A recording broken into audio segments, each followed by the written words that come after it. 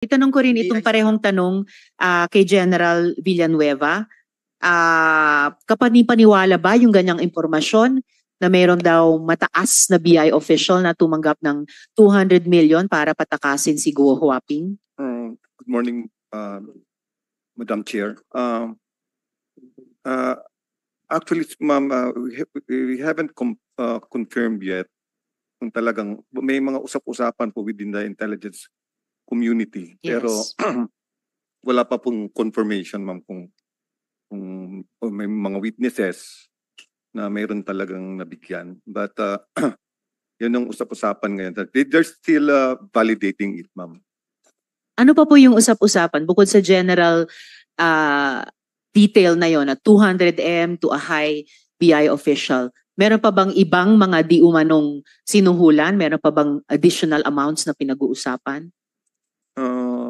May pinag-uusapan na yung sa border immigration. Mhm.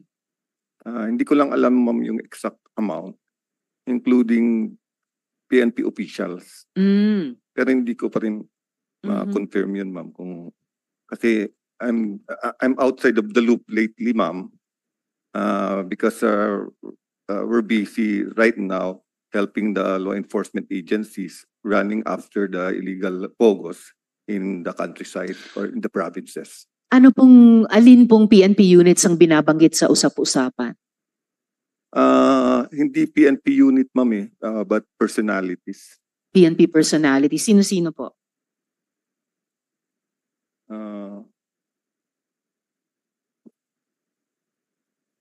I think it was mentioned the former chief PNP.